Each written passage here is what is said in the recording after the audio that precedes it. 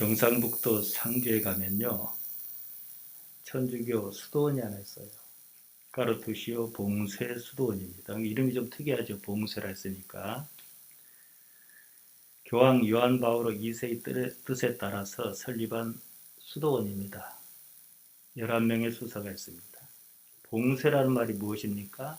단절을 뜻합니다. 그들은 평생토록 봉쇄구역을 떠나지 않습니다. 죽어서도 거기 묻힙니다. 평생을 침묵과 고독 속에 살아갑니다. 하루 일과는 매우 단순합니다. 예배, 묵상, 기도, 노동입니다. 이런 일을 반복하다 죽습니다. 우리 짐작할 수 있지요. 그런데 우리 인간에게는 일면 나도 그러고 싶은 생각이 있어요. 그렇게 살고 싶은 생각이 있단 말이에요. 제가 아마 그 때문에 이런 옷을 입는가 봐요. 그래서 동물이 아니고 인간이에요. 하나님을 바라니까요. 독방에서 생활하며 식사는 하루 함께 합니다. 단체로 모이는 것은 하루에 한 번 예배실에 모여, 이제 천주교는 미사를 하지요. 그거 하고 매주 한 번 함께 산책하는 것입니다. 침묵의 삶이다 보니 정해진 것 외에는 대화가 없습니다. 함께 이제 산책할 때 그때 잠깐 대화를 나눕니다. 가족의 면회도 1년에 딱 2차례 봉쇄구역 안에서 만납니다. 가족을 만나도 식사를 함께 할 수가 없습니다. 봉쇄수도원에 들어가는 것도 종신서원을 하는 것도 자유의사에 따라 선택한 일입니다. 선택이 분명한 만큼 포기도 분명합니다. 세상에 대한 집착을 모두 버리겠다는 것이고 그 의지의 행동입니다. 물질욕과 명예욕, 모든 욕망을 버리고 평생을 침묵 속에 삽니다. 자신이라는 것, 자기라는 것을 드러낼 수 있는 모든 창구를 닫아버린 거예요. 봉쇄한 겁니다. 인간의 고통이 무엇 때문입니까? 부처님도 그런 말씀 했어요. 집착 때문입니다. 집착이 왜 생긴지 압니까? 번뇌가 때문에 그래요. 번뇌는 왜 생긴지 아십니까? 내일 때문이에요. 오늘 성경 말씀 그거 지금 말씀드리는 거예요. 내일이 없으면 번뇌가 없습니다. 번뇌가 없으면 집착하지 않습니다. 집착이 없으면 불행을 일으키는 요인이 생기지 않아요. 지금 여기 현존의 자리는 번뇌가 있을 자리가 아닙니다. 여러분이 지금 마음이 좀 복잡하다 그럽시다. 지금 여기 있기 때문에 복잡한 거 아니에요. 이따 나중 내일 일이 복잡하게 하는 거죠. 거기에 대한 생각이 그렇다는 거죠. 그들이 봉쇄한 것은 세상이 아니에요. 내일입니다. 그들은 흐르는 시간을 버렸습니다. 이것이 핵심이에요. 시간을 버린다는 것은 자신을 오로지 현존에 내몰겠다는 의지입니다. 내일 때문에 집착하는 것이거든요. 내일이 없으면 집착이 없습니다. 그 상태에서는요, 현존만 있습니다. 오로지 지금 여기만 있어요. 때문에 뭐 수용소 같은 데 옛날에 보면요, 그런데 내몰린 사람들이 생존이 더 강해요. 거긴 내일이 없어요. 고통이 있을 자리가 없습니다. 그들은 왜 그런 삶을 선택했는가? 인간만이 그런 선택을 할 수 있습니다. 내일은 지금이 아니에요. 가봐야 합니다. 지금 여기가 아니지요. 내일에 매이지 않으면 고통이 없다. 예수님께서 지금 이 말씀 하시는 겁니다. 마태복음 6장 34절입니다. 그러므로 내일 일을 위하여 염려하지 말라. 내일 일은 내일을 염려할 것이요. 한날 괴로움은 그날에 족하니라. 현존의 삶입니다. 자기 존재의 자리를 의지적으로 의식합니다. 지금 여기 있는 삶을 말한다. 이 말씀입니다. 염려는 내일 때문입니다. 지금 여기 있지 않기 때문입니다. 마음이 내일을 상상합니다. 그리고 번뇌가 일어납니다. 이것이 집착으로 이어집니다. 내일 일은 내일 염려할 것이 원문은 이렇습니다. 아우리온, 내일이 메린네스에 염려할 것이다. 그러니까 내가 하는 거 아니지요. 아우리온, 내일이 한다 이거지요. 헤아우테스 그 자체가. 내일은 뭐 상상하지 말라, 꿈꾸지 말라, 예측하지 말라, 아무렇게나 살아라. 이 말씀 아닙니다. 내일에 대한 염려는 지금 있는 나, 현존의 내가 할 일이 아니다. 염려는 뭐냐? 그 날, 내일이라고 하는 그 날이 감당할 문제다. 이 말씀이에요.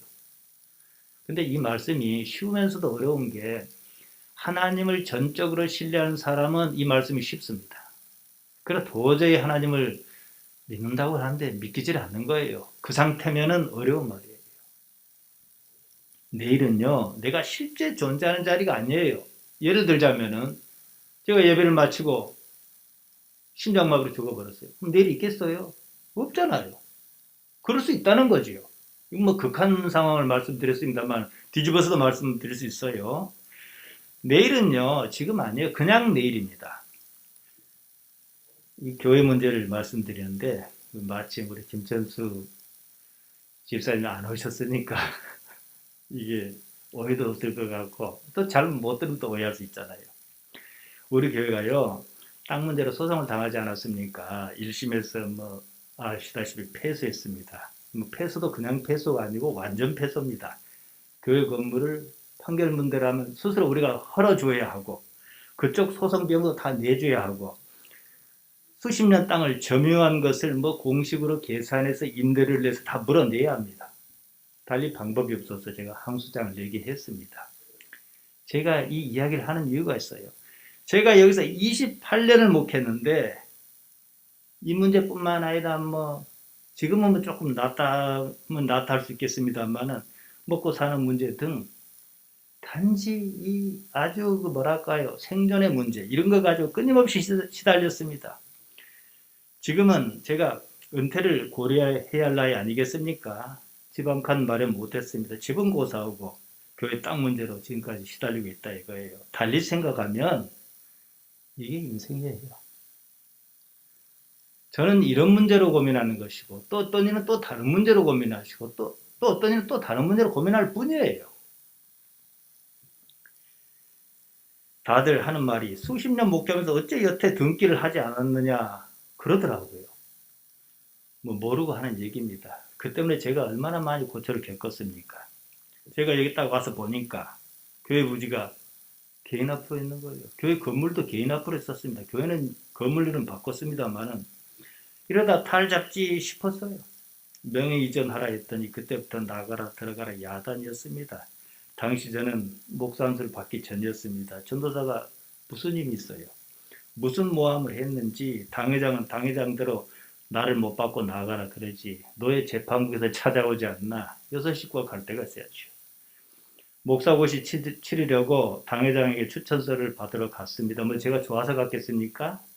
속이 아니라도 뭐 방법이 없으니까요. 당회장 거기다가 7번째 항목에 목사 자격이 없음 이렇게 써가지고 저한테 주더라고요. 저한테 줄 일도 아니거든요. 떨어졌습니다. 당시 개인 소유 밭 한쪽 귀퉁이를 떼어 예배당을 지었습니다. 거기다가 이제 예배당을 짓다 보니까 어떤 절차가 필요해요. 가장 쉬운 절차가 있어요. 토지도 분할해야 하고 용도도 바꿔야 하고 건축 허가를 얻어서 예배당을 지으려면은 일단 가장 쉬운 방법이 토지 소유자 명의로 일을 다 처리한 뒤에 명의전하는 거였어요. 저도 뭐 나중에 알았습니다만은 그러니까 건축을 다 마쳤고 또 제가 왔잖아요. 그러면은 등기전을 해야 맞습니다. 뭐 급할 것이 없다. 좋게 생각하면 이럴 수도 있어요. 또 한편에서는 한번 등기해버리면 도로 내 땅이다 할 수 없을 것도 같아서였지 않나 싶습니다. 이런 핑계 저런 핑계 대다 차일피일 미루다 결국 사달이 났습니다. 일이 꼬여 집이며 밭이며 보너스로 교회 부지까지 모두 경매에 넘어갔습니다. 밭과 교회 땅이 등기 이전 비용까지 해서 1,000만 원도 못 미치는 돈이었어요. 교회만 딱 되면 100만 원도 안 가요. 그래서 이제 자기가 뭐 차압을 당하고 뭐 법적 절차를 당하고 이런 상황이다 보니까 이제 바로 살 수가 없잖아요. 꾀를 냈습니다. 사촌 시동생 지금 땅 소유주입니다. 찾아가 가지고 그 땅 우선 매입하라 그랬어요. 그리고 내가 그 돈을 챙겨오면 언제든지 나한테 돌려달라 이렇게 약속을 했어요. 그런데요, 여러분은 뭐 말씀 제가 안 드려도 잘 알겠습니다만 땅을 차지한 사람이 처음부터 그럴 마음이 없었어요. 이게 웬일이냐, 웬 복덩이가 굴러 들어왔냐. 그 사람은 눈만 뜨면 그런 일만 보거든요. 이유가 있었어요. 얼마 시간이 지나고는 자기 사촌형이 땅을 헌납하는 사실이 없다며 뭐 내용 증명을 보내고 어쩌고 그러다가 또 한 10년쯤 지난 뒤에 좀 소송을 건 겁니다. 왜 그렇게까지 했을까 생각을 했는데 최근 제가 알았죠. 그때도 물론 알았습니다만은 일단 등기가 자기 이름으로 있지. 어떻게든 교회가 땅을 임대한 것으로 엮으려고 머리 쓴 거예요.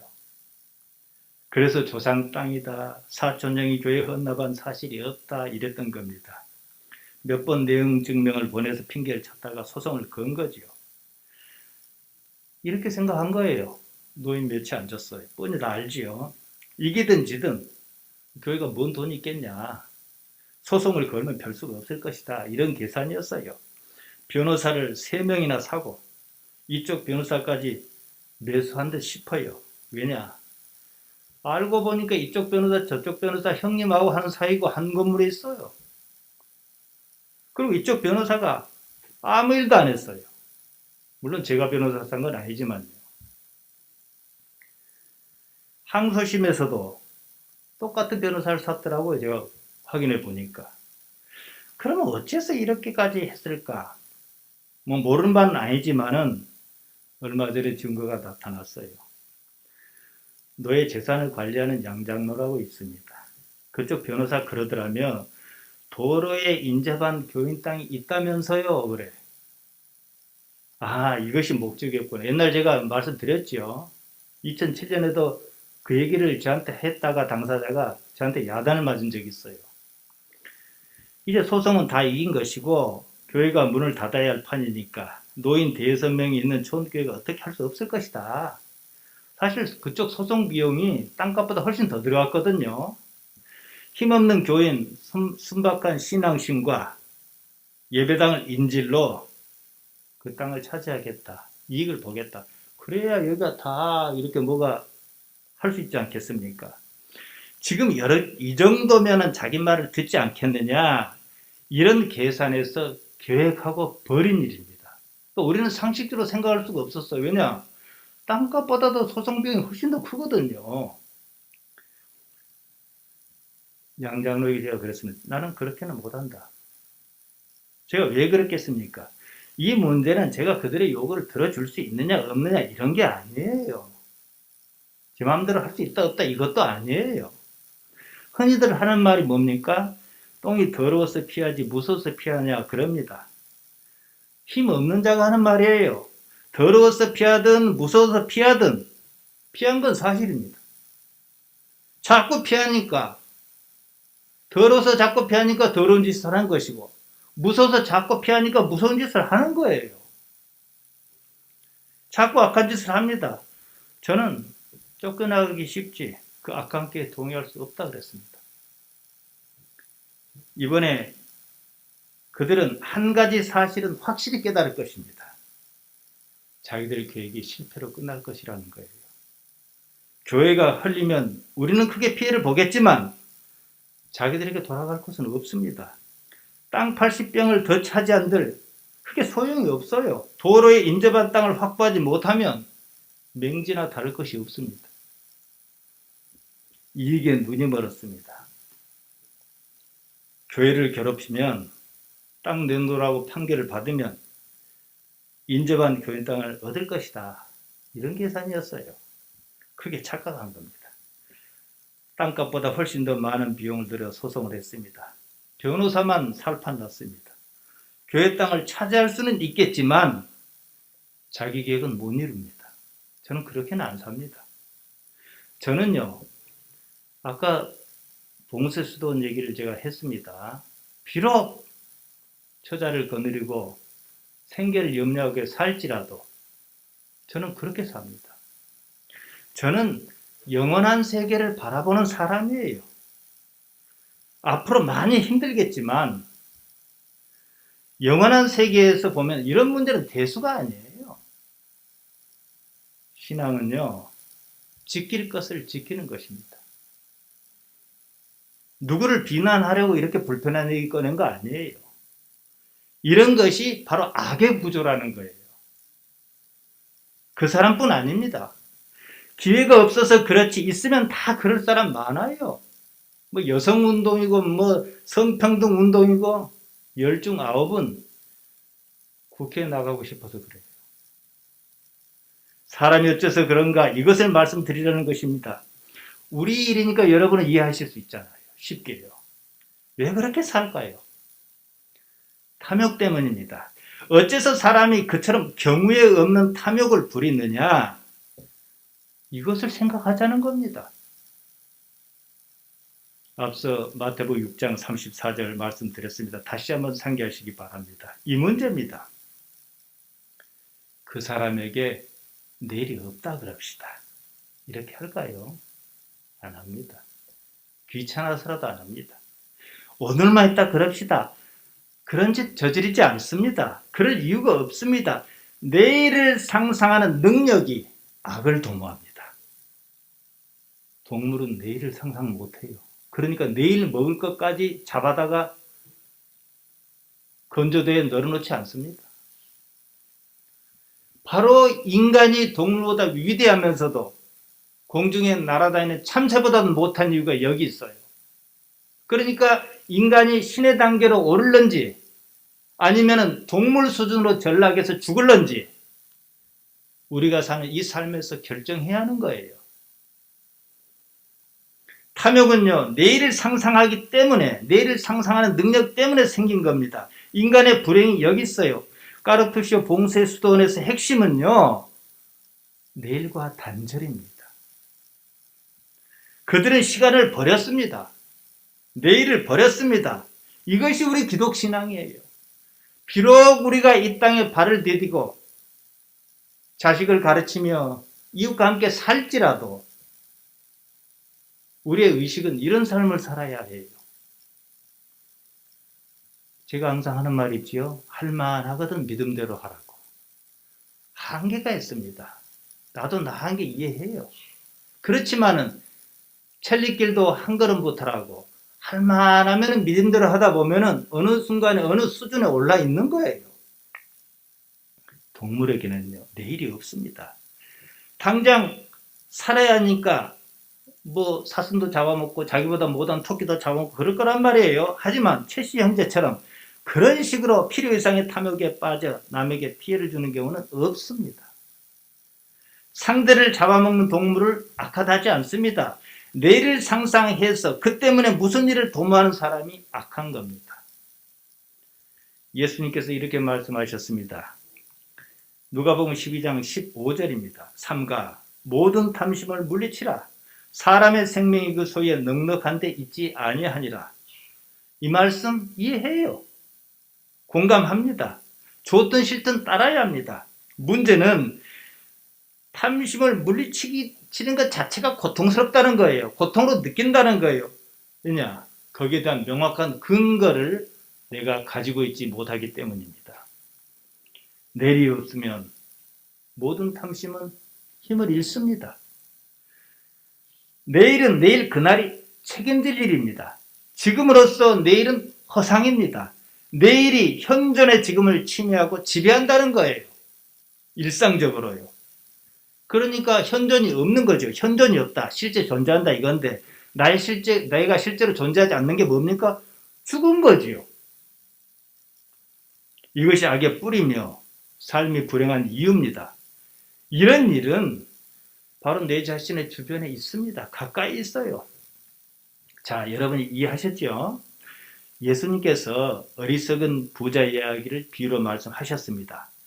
부자가 어제를 위해서 재물을 쌓았겠습니까? 지금을 위해서 쌓았겠습니까? 내일 위해 쌓은 거예요. 그런데 그에게 내일 없다 그래버리신 거예요. 이 얘기입니다, 지금. 누가복음 12장 20절입니다. 하나님께서 이르시되 어리석은 자여 오늘 밤에 내 영혼을 도로 찾으리니 그러면 내 예비한 것이 네 것이 되겠느냐 하셨으니 내일이 없다 이 말씀이지요. 그가 어리석은 이유는 부자라는 사실 때문이 아니에요. 여기서 뭐 예수님을 믿냐 안 믿냐 이런 거 없어요. 이 얘기에서는요. 내일을 믿기 때문에 어리석다는 거예요. 자신의 존재가 있는 자리, 현존의 자리에 자기가 없기 때문이라는 거예요. 그러면은 현존이 없으면 죽은 거거든요. 그럼 오늘 밤도 죽는다. 이 얘기거든요. 현존하지 않는 존재는 살아있어도 죽은 것입니다. 이래 죽으나 저래 죽으나. 영혼의 세계에서는 마찬가지 아니겠습니까? 지금은 내일이 아닙니다. 지금 여기는 염려를 불러일으키지 않습니다. 지금 여기에는 염려가 존재하지 않습니다. 내가 지금 여기에 있으면 염려는 내가 할 일이 아닙니다. 누가 합니까? 그날이 하는 거예요. 그날이. 내일 그날이 말이죠. 이게 바로 우리 신앙이에요. 내일 살지 말고 지금 살아라. 구체적으로 지금 여기 있으라 이 말씀입니다. 그러면 나는 무엇을 해야 할까요? 내일을 위해서 뭘 하는 게 아니고요. 지금 해야 할 그 일을 하는 거예요. 지금 여러분이 해야 할 일은 뭡니까? 예배하는 거고 문목사 설교를 듣는 거예요. 정말로 맞는 소리를 한가 틀린 소리를 한가 따지는 거죠. 천국이 여러분 무엇인 줄 아십니까? 어떤 세계인가? 영원한 삶이란 무엇인가? 한마디로요. 천국에 없는 것은 내일이 없습니다. 어제도 없어요. 현존하는 삶만 있습니다. 까르투시오 봉쇄수돈 이야기가 가만히 들여다보면 이 다큐멘터리로 만들었거든요.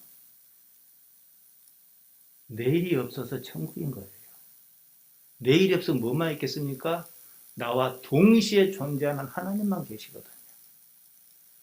내일에 대한 희망이 없다. 희망을 품지 않아. 이거 아니에요. 내일이라는 것 자체가 존재하지 않는다. 그러니 내일을 기대하지 말라. 내일을 내가 상상하고 생각하고 거기에 맞춰서 지금을 희생시키지 말라는 거예요. 오직 지금 여기만 있습니다. 천국은 내일이라는 시간이라는 것이 아예 없는 세상입니다. 지금 삶에서 천국을 경험하고 싶다면 현존의 자리, 지금 여기 있어야 합니다. 까르투시오 봉쇄수돈 이야기의 핵심은 내일이 없는 삶, 오로지 지금 여기에 집중하는 삶을 말합니다. 내일은 또 그때 가서 볼 일입니다. 그로서 수도자가 이루라는 것은 영원한 현존의 삶, 다른 말은 무엇입니까? 영생이죠. 현존은 지금 여기 있다는 것은 하나님의 존재 방식이며 하나님의 세계입니다. 내가 하나님을 현실적으로 자각하는 단 하나의 방법이 있다면 하나님과 똑같은 방식으로 존재해야 해요. 무엇입니까? 현존입니다. 지금 여기 있어야 하는 거예요.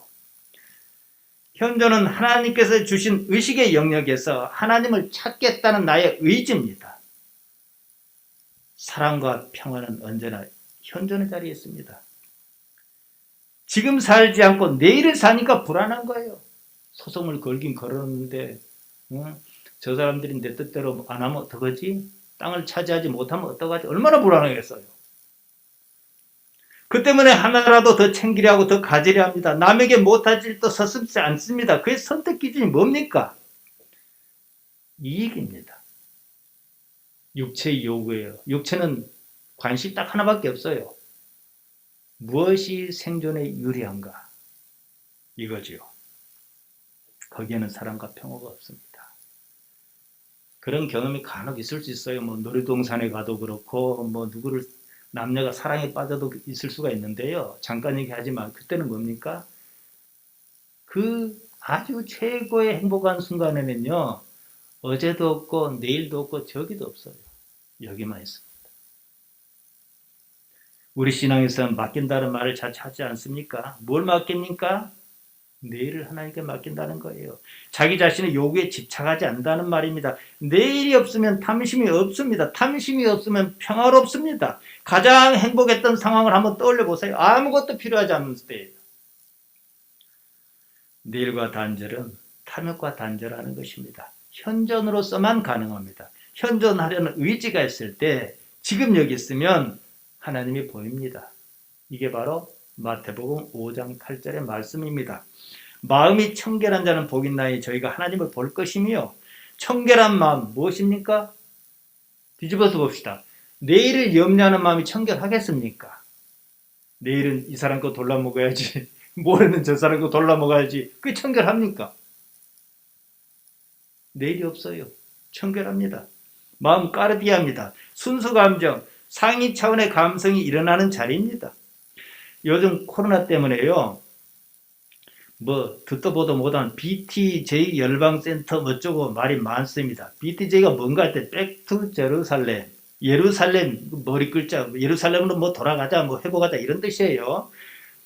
인토컵이라는 선교단체가 운영하는 훈련 장소인데요. 좀 문제가 아주 많습니다. 요새 그래서 우리 교단 같은 데도 이단시하고 있습니다. 아프가니스탄에 일반인을 선교사로 몰로 파송해서 인질로 잡혀 죽고 그런 일 있지 않았습니까? 거기서 주도한 거예요. 극단적 세대주의라고 합니다. 인류를 뭐 몇 세대 몇 세대 몇 세대 이렇게 나누고 지금은 백투 제루살렘, 예루살렘을 회복해야 한 때라는 거예요. 그러니까 이슬람 원리주의와 비슷합니다. 개신교 뭐 원리주의라고 하겠는데요.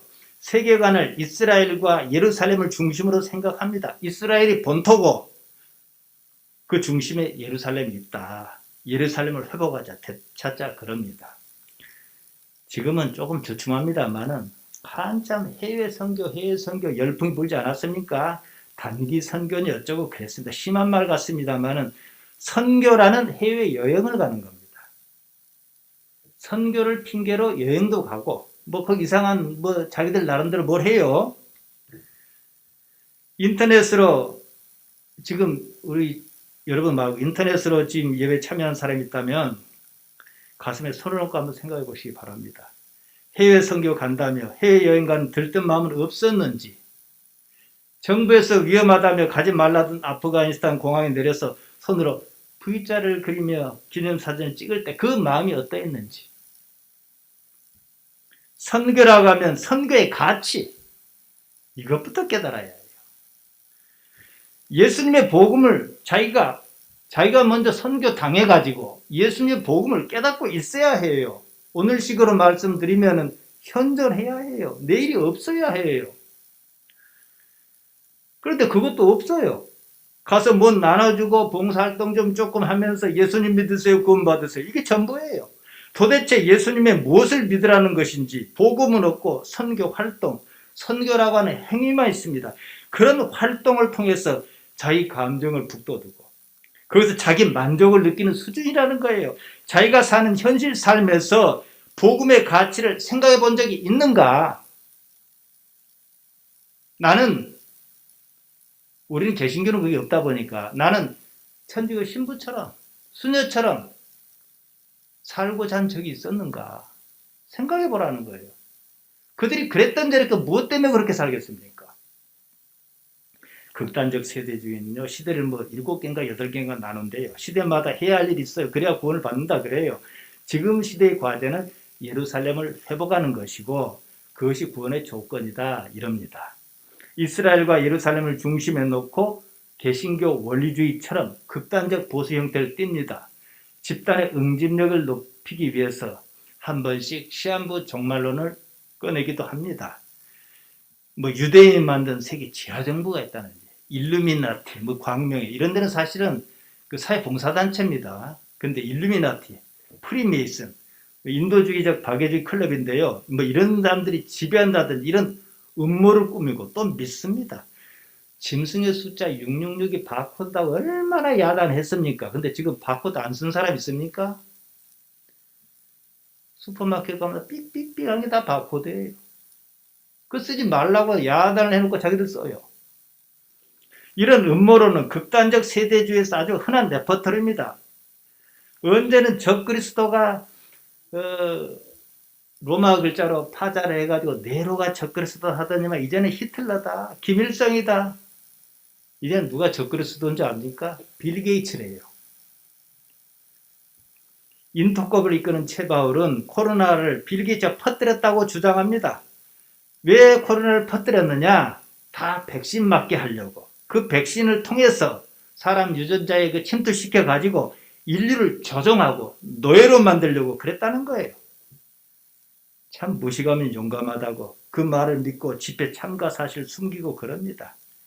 그들의 특성은요, 거짓에 너그럽습니다. 성령이 거짓말 하겠습니까? 빌 게이츠에 맞선 평화의 사도가 누군지 압니까? 도널드 트럼프예요. 우리나라에서 극우와 트럼프, 연결고리가 그런 터무니없는 데 있습니다. 광화문 집회 성조기를 들고 나오지 않나 뜬금없이 이스라엘 국기까지 나와요. 집단적 광기에 가깝습니다. 예수를 믿지도 않은 박정희 영정사진을 강단에 걸고 예배한 일이 있어요. 패배주의적 열망을 신앙으로 포장한 겁니다. 그러니까 제가 책임을 묻고 싶은 것은 그 사람들이 아니에요. 강단이에요. 강단이 언제 복음을 말한 적이 있느냐. 이거지요. 예수님 말씀에 대해서 실현은 못할지라도 자기가 감당은 못할지라도 그대로 얘기한 적이 있느냐. 이것을 묻고 싶은 것이죠. 이런 집단의 특징은 기존의 지식과 상식, 질서, 가치를 모두 무시합니다. 오로지 자기들의 열정, 열심만 믿습니다. 그것에 몰입하는 활동 자체를 존재 기반으로 삼습니다. 신앙으로 포장하기 쉬운 선교, 어디로 간다고 하니까 그런 해외여행의 설렘, 봉사활동이 주는 자기 만족감이 전부입니다. 복음은 없어요. 활동과 성과만 있습니다. 문화인류학을 공부하는 사람도요, 자기가 공부하는 학문의 그 데이터를 얻기 위해서 뭐 인도든 뭐 어디든 거기가 주민과 함께 몇 년씩 삽니다. 주민과 접촉이 많이 필요하기 때문입니다. 며칠 가서 노래 부르고 피리 불고 춤추고 그러놓고 선교라고 합니다. 하나님에 대한 지식은 없고 단순히 자기가 믿는 것에 따른 자기 만족만 있습니다. 열심보다도요, 하나님을 아는 것이 우선입니다. 이스라엘조차도 하나님을 아는 지식이 없어서 멸망했습니다. 호세아가 그것을 지적했습니다. 호세아서 6장 6절입니다. 나는 인내를 원하고 제사를 원치 아니하며 번제보다도 무엇을 원해요? 하나님 아는 것. 그러니까 우리는 하나님을 알고자 해야 해요. 어디서요? 말씀과 자기 삶에서. 이내 헤세드가 없고 하나님을 지식, 다트가 없으면 모든 것이 헛것입니다. 거기다 남에게 피해를 입히고 거짓을 서슴지 않으면 말에 무엇하겠습니까? 신앙도 아니지요. 신앙을 빙자한 옹고집을 고수합니다. 그런데 빠진 사람을 한번 보세요. 자존감 약하고 패배주의에 젖어 있습니다. 옳든 그르든 잘난 사람은 그런데 빠지지 않습니다. 얼마 전에요, 아르헨티나 축구선수 마라도나가 죽었습니다. 한때 마라도나는 대단했습니다. 얼마나 대단했던지 당시 아르헨티나에서는 신흥 종교가 하나 생겼어요. 마라도나 교입니다. 아니, 마라도나가 나는 신 아니다. 한 사건 말려도 소용없었어요. 그들이 뭐라는지 아십니까? 마라도나 당신은 상관하지 말라는 거예요. 우리 마음이라는 거예요. 이제 마라도나가 죽고 없으니 그나마 있던 제약 모두 사라졌습니다. 얼마든지 신비롭게 포장할 수 있습니다. 부흥할 일만 남았습니다. 보통의 종교가 이런 식이에요. 기독교랑 다르지 않습니다. 마라도나는 상관없대요. 마라도나라는 모티브만 필요합니다. 모티브는 무슨 말이냐면 예술 활동에서 창작의 동기인 중심, 제재, 생각을 말하는 게 재료예요, 재료. 대부분의 신앙이 이 수준입니다. 예수님께서 무슨 말씀을 하셨는지 거기에는 별로 관심 없어요. 그 말씀을 자기 삶에서 어떻게든 실현해 보겠다는 생각이 없습니다. 예수님을 모티브로 자기가 믿고 싶은 것을 믿습니다. 그래서 제가 확증 편향이라고 설교한 적이 있죠. 자기 마음에 드는 정보만 주목하고 그 정보 외에는 다 무시합니다. 예수님을 믿는 것이 아니라 사실은 자기 마음을 믿습니다. 믿고 싶은 것을 믿는 거예요. 자존감이 약한 사람에게 특별한 동기가 생겼습니다. 그것이 신앙과 만나면 쉽게 사회의 악으로 번지는 경우가 정말로 많습니다. 이슬람 근본주의자가 성정이다, 성스러운 전쟁이다 해서 자기 몸에 폭탄을 둘러요. 자기하고 아무런 상관없는 사람에게 접근해서 폭탄을 터뜨립니다. 그러는 사람 중에 한 사람이라도 잘난 사람 있습니까? 없어요. 잘난 사람은 그걸 시켜요. 나쁜 잘난 사람이지요. 코로나로 다들 힘든 시기를 보내고 있습니다. 자영업 하는 사람들 정말로 힘듭니다. 그저 대전에 50대 남자가 죽으려고 마지막 비지스의 할러데이라는 노래를 틀어달라고 그랬어요. 아무래도 PD가 이상한 거예요. 내가 좀 이따 틀어준다고 해놓고는 경찰서에 신고를 했어요. 차에서 이제 어떻게 죽으려는 걸 이제 살려냈지 않습니까? 이 사태가 어서 끝나기를 바라며 하루하루 힘겹게 버티고 있습니다. 그런 사람들을 손톱만치라도 생각했다면 신앙의 자연이 어쩌며 그러면 그럴 수 없어요. 남이야 죽든 말든 상관하지 않겠다. 아니, 생각해 보세요. 예수님께서 그러시겠습니까? 예수님께서 그러신다면 너 모이지 말라. 교회 오지 마라. 이러셨을 거 아니에요. 예수님은 상관없대요.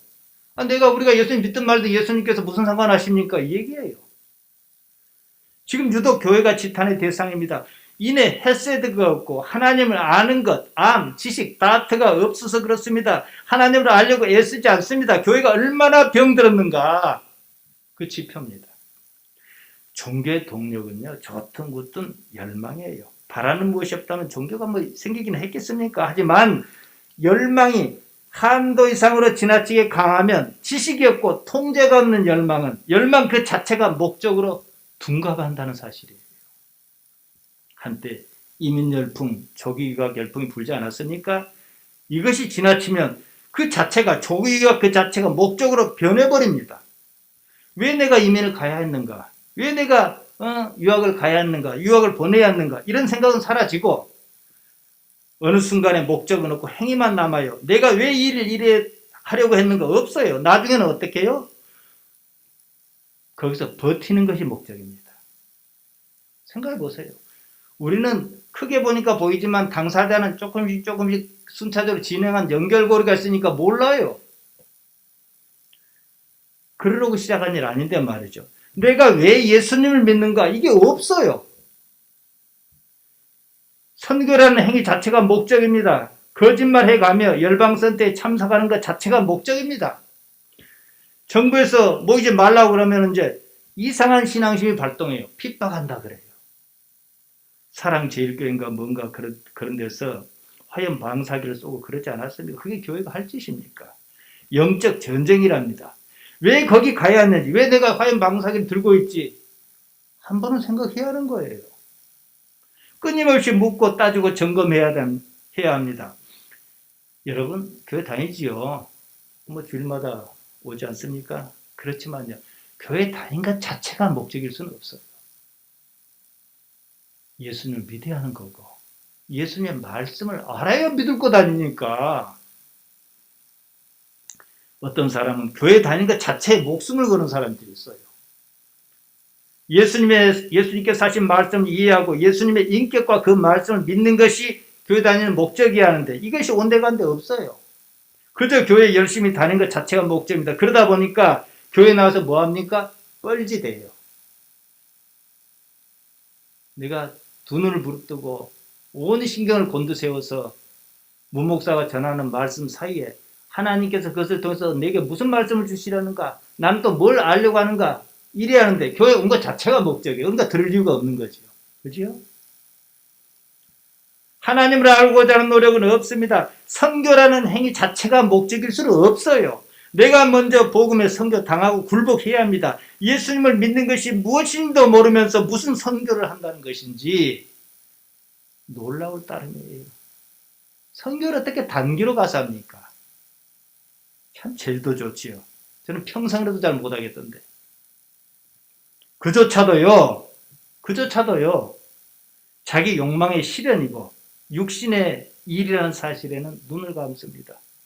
사도 바울이 이런 말을 했습니다. 로마서 8장 12절 14절에 나옵니다. 그러므로 형제들아, 우리가 빚진 자로되 육신에게 져서 육신대로 살 것이 아니니라 너희가 육신대로 살면 반드시 죽을 것이로되 영으로서 몸의 행실을 죽이면 살 일이니 무릇 하나님의 영으로 인도함을 받는 그들은 곧 하나님의 아들이라. 영이 무엇인지 제가 워낙 자주 말씀드렸습니다. 간단히 말씀드립니다. 영, 푸니마는 하나님 푸니마시잖아요. 요한복음 4장 24절 하나님은 영이시니 푸니마시니 내 안에 있는 하나님을 앙망하는 주체, 뭔지는 몰라도 자우지간 내가 하나님을 앙망해요. 그 주체가 영이다. 이렇게 보시면 쉽습니다.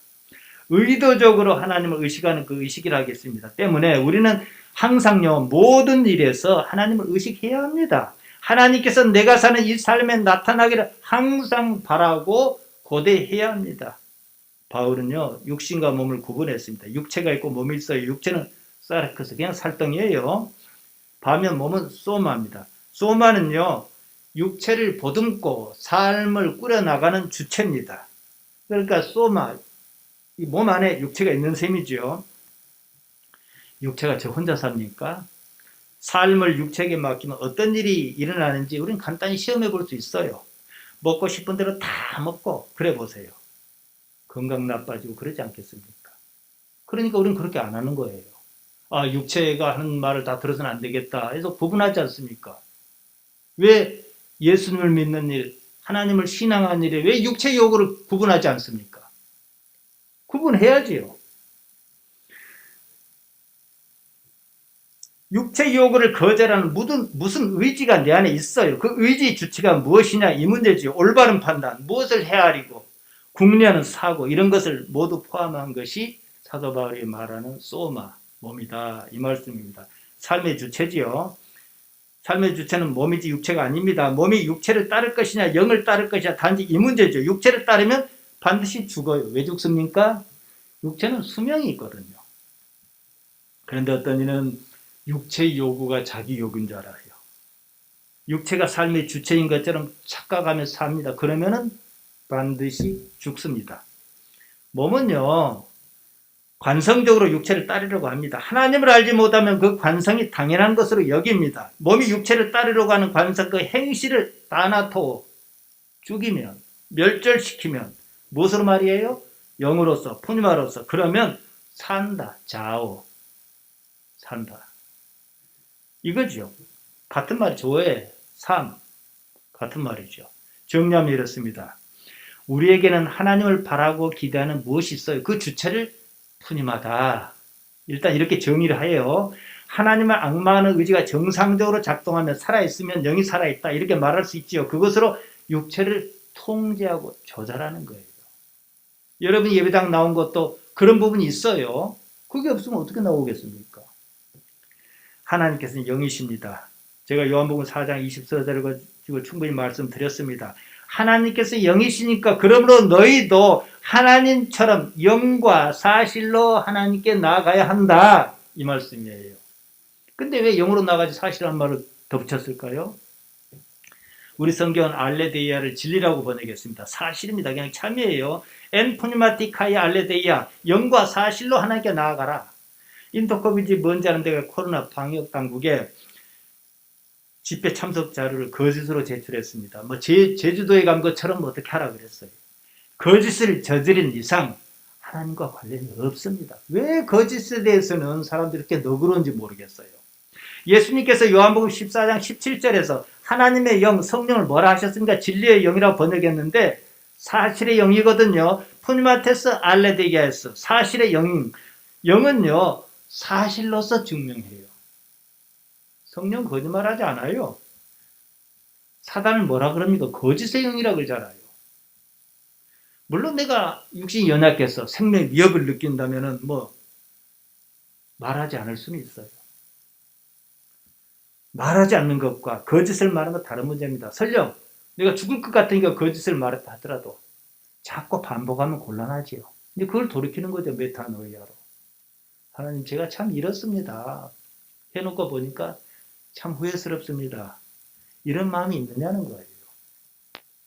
아무리 목적이 좋아도 거짓으로 속이는 일을, 거짓말을 해가면서 그것을 하나님 일이라고 할 수가 있는지, 하나님께서 얼마나 능력이 없으면 거짓말을 해가면서 그렇게 하도록 했겠는가? 말이 앞뒤가 안 맞잖아요. 그들은요, 하나님을 믿지 않습니다. 자기가 믿는 건, 믿고 싶은 것을 믿습니다. 그 때문에 거짓을 일삼아도 상관이 없는 거예요. 복음은 다른 무엇도 아닙니다. 영생, 영원한 삶을 말합니다. 예수님의 존재 목적 또한 영원한 삶에 있습니다. 요한복음 3장 16절에 그것 아닙니까? 하나님께서 세상을 이처럼 사랑하사 독생자를 주셨으니 이는 저를 믿는 자마다 멸망치 않고 영원한 삶을 얻게 하려 하심이라. 이게 예수님께서 오신 이유예요. 영생, 조엔 아이오니온, 영원히 산다, 삶이 영원하다 이 말인데요. 3. 조회입니다. 조회의 토대는요, 육체가 아니에요. 소마, 몸입니다. 그래서 예수님께서 부활하신 몸을 보세요. 다르잖아요. 시간과 공간의 지배를 받지 않지 않습니까? 영생은요, 오래오래 사는 개념이 아니에요. 하나님께서 시간을 만드셨지, 하나님께서 시간 아래 계시지 않아요. 시공간을 초월하여 계시는 하나님을 아는 것입니다. 그러니까 하나님을 알고자 해야 해요. 어디서요? 내가 사는 이 삶에서요. 요한복음 17장 3절에서 예수님께서 말씀하셨습니다. 영생이 뭐냐? 곧 유일하신 참 하나님과 그의 보내신 자 예수 그리스도를 아는 것입니다. 그러셨어요. 영생이 뭐냐? 하나님을 기노스코 아는, 깨닫는 것이다. 그리고 하나님을 아는 가장 쉬운 방법이 뭐라고요? 예수님이시다. 그래서 내가 길이요 진리요 생명이다 그러셨던 거예요. 참 하나님에서, 참은 참다운이라는 말을 줄여 쓴 겁니다. 알레디노입니다. 뭐 알레데이아 똑같아요. 실제, 진짜 이런 뜻입니다. 명사로 쓰면 알레데이아죠. 기노스코, 알레데이아 다 나왔습니다. 제 설교를 깊이 듣는 사람들 다 아는 말입니다. 거짓은요 상대할 가치가 없습니다. 아까 제가 뭐 딱 문제 어찌고 말씀드린 것도 마찬가지고 우리는 그렇게 할 수는 없어요. 다시 말씀드립니다. 유일하신 참 하나님, 그 하나님을 자기 삶에서 깨닫는 것이 영생의 삶이다 이거예요. 알다 깨닫다 기노스코입니다. 하나님과 어떤 관계로 있느냐 이거예요. 자기 삶이 하나님과 관련이 있느냐 이 문제입니다. 여기서 우리가 무엇을 해야 할까요? 어떻게든 지금 사는 이 삶을 하나님과 관련지어 생각해야 한다는 거예요. 그 일이 좋건 굳건 말이죠. 자기가 사는 삶에서 하나님을 아버지로 인식하느냐, 현실적인 존재를 인식하려고 애썼느냐 이거죠.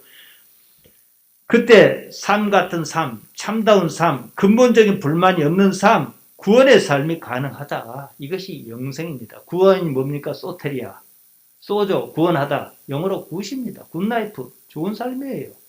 행복한 삶이에요. 뭐 때문에요? 하나님 때문에요.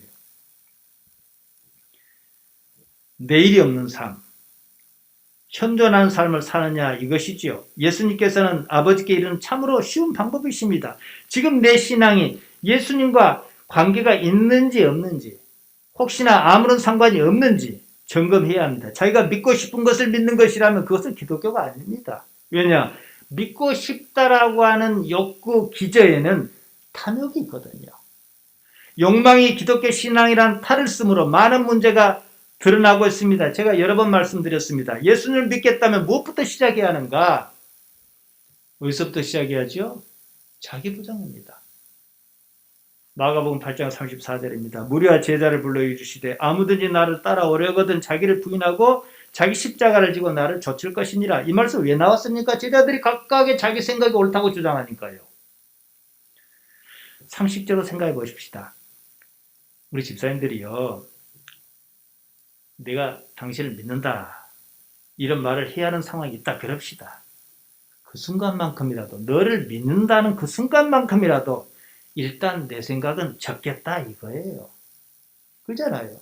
그러니까 우리가 예수님을 믿는다 그러면은 내 생각은 포기하고 예수님 믿겠다는 거예요. 그러니까 자기 부인해야죠. 그러잖아요. 근데 왜 이 사람은 이렇게 믿고 저 사람은 저렇게 믿습니까? 둘 중 하나는 틀린 거지요. 까르투시오 봉쇄 수도원에서 봉쇄 수사는 무엇을 봉쇄했을까요? 무엇과 단절을 하려 했을까요? 종교는 이런 뭐가 있어야 종교예요.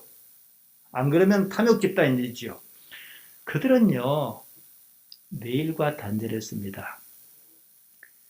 내일과 단절한 여기에 힘을 조금 더 보태기 위해서 세상과 단절을 시도하는 거예요. 내일과 단절은 탐욕과 단절하는 가장 좋은 방법입니다. 내일이 없으면 나를 근본적으로 불행하는 요소가 사라져요. 육체 요구가 뭐라 했습니까? 생존입니다. 육체는 무엇이 생존에 유리한가? 단지 그것에만 관심이 있습니다. 내일도 살고 모레도 살아야 하니까, 내일과 모레를 상상하니까, 그러면서 욕망을 자극합니다. 이거 해 저거 해 이렇게 하죠. 내일이 없다면 육체 요구는 사라집니다. 현존만 남습니다. 제가 한사코 지금 여기 있음을 강조하는 이유가 있어요. 하나님의 존재 방식이 그렇기 때문입니다. 하나님께는 내일이 없습니다. 언제나 영원히 지금 여기만 있습니다. 에덴 동산과 지금 이 자리와 우리가 내일이라고 뭐라고 말하는 그 시간이 하나님께 동시에 있어요. 제가 오직에 쓰면은 이 주보를 들고 이렇게 설명한 적이 있습니까? 우리 이거 설명하려고 그러면 예배 참여자의 자세 어쩌고 저쩌고 하다가 뭐 제31대 사모하고 여 밑에 뭐 전화번호까지 이렇게 순서로 얘기하잖아요. 하나님께는 한 방이에요. 아시겠습니까? 이게 현존의 개념이고 영생의 개념이에요. 내일이 없다면 육체의 요구는 사라집니다. 현존만 남습니다. 하나님의 존재 방식이 그렇습니다. 하나님께는 언제나 영원히 지금 여기 말씀이에요. 내가 바로 이러한 하나님의 존재 방식에 익숙하기만 하면 현존을 연습하기만 하면 지금 여기 있겠다. 온 힘을 다해서 한 번씩 말해요. 자꾸 의식을 돌려가지고 의식은요. 저기도 가고 저기도 가고 그래요. 그러나 의도적으로 지금 여기 내가 하는 사소한 일에 집중하는 연습에 좀 익숙해지기만 하면 하나님을 경험하기 훨씬 수월하다는 거예요. 그리고 하나님께서 어떻게 하시려는가가 감이 잡혀요. 저는 우리 교회 문제가 어떻게 진행할지 모르겠어요. 뭐 예상은 할 수 있겠지요. 그러든 저러든 영생의 영원한 세계 뭔 대수입니까? 그러지 않겠어요? 영원한 세계에서 바라봐야 하는 거예요. 그래야 하나님께서 역사하실 틈이 있지. 제가 능력이 있어서 뭐 국회의원을 불러대고 무슨 판사를 어떻게 하고 뭐 했다 해보십시오. 뭐 하려고 하나님 믿습니까? 제 능력을 믿지요. 하나님과 그때는요. 하나님의 존재 방식에 익숙하면 그만큼 하나님을 깨닫기 쉽습니다. 그때는 하나님과 관계만이 가장 소중한 가치로 자리매김합니다. 육신의 때에는 육신이 소중함이 느껴집니다. 그뿐이에요. 영혼을 걸고요. 하나님보다 소중한 가치는 없습니다. 봉쇄수도원의 수사도 그렇게 살다가 어느 날 죽을 것입니다. 저도 그렇게 살다가 어느 날 죽을 것입니다. 저는 저 방식대로 그들은 그들 방식대로 살다가 죽습니다. 그러나 저러나 한 세상이에요. 그렇게 죽었는데 그러면 누가 더 하나님께 가깝겠습니까? 하나님을 알고자 애쓴 사람이 가깝지 내 하고 싶은 대로 사는 사람이 가깝겠습니까? 한번 생각해 보세요. 마치겠습니다. 내일과 단절하는 연습을 좀 하셔요. 지금 여기에 의식을 집중하는 거예요. 그것이 어렵다면 온 힘을 다해서 지금 여기에 있기 바래요. 오로지 하나님 아버지만 생각하시기를 예수님의 이름으로 축복하며 부탁드립니다. 하나님 우리 아버지, 모자란 우리를 여기까지 부르셨습니다. 홀로 영광 받으옵소서. 예수님 이름으로 기도하옵나이다. 아멘.